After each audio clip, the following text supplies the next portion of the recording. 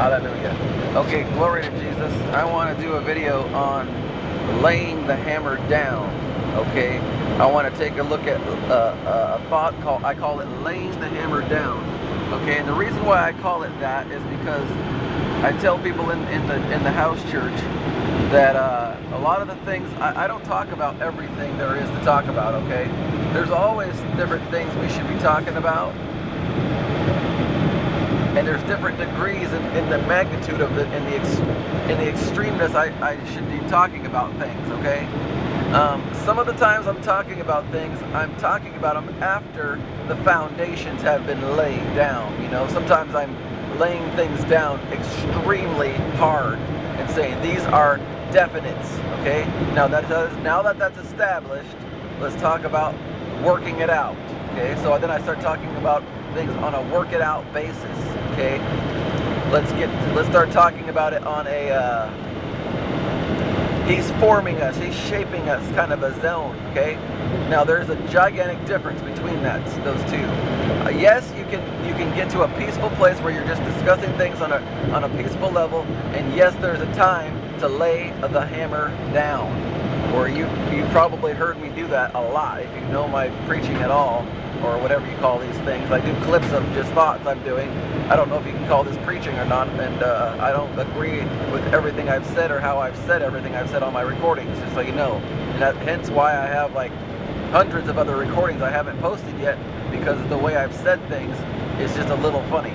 And there's a little funny stuff in the other stuff I put on here sometimes, and I'm sure you can probably tell which ones need to be kind of like, that was a little rough, bro, or whatever. But it's good to be able to know that it's time to lay the hammer down, and sometimes we mess up on that kind of stuff, and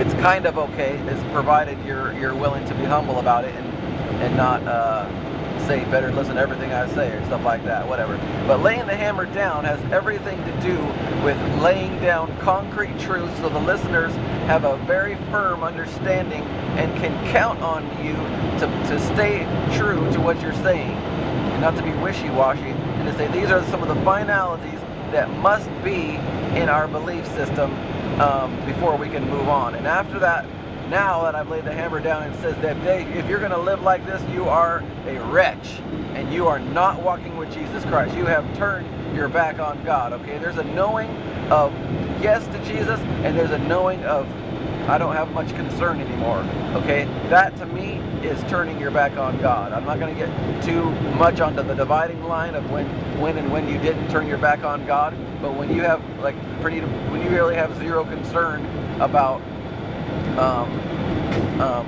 resisting and resisting sin and things like this, when you start to have a carelessness for that thing and it's not that big of a deal, someone brings it up to you and it seriously doesn't even give you a halt or anything like that, to me that's a good sign that you are really walking the wrong direction. Okay, I'm not going to make it so black and white. I think I'm going to make it a little bit more easy on not condemning myself here, but to me that sounds like a really bad deal. Okay, I really don't recommend it at all.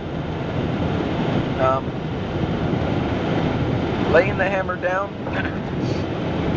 is laying down concrete truths and saying, yes, these things are evil, yes, these things are right, and this is how it should be, but let's start talking about how to work it out now. And so I start talking on a more face-to-face level about how we're going to get this thing done now. Okay, now that we understand that this is right, this is wrong, some people are saying, well, yeah, I'm stuck in the wrong now. I'm like, no problem. Let's work it out now. Let's work it out. What kind of an attitude do you have is what I'm looking at. Can we work this thing out? Can we put that one on the back burner and then start working on this just to know that we can eventually make you strong enough to deal with the harder things? Sure. That's the kind of attitude I'm talking about, okay? So there is two different sides of it. Am I compromising when I start talking nice?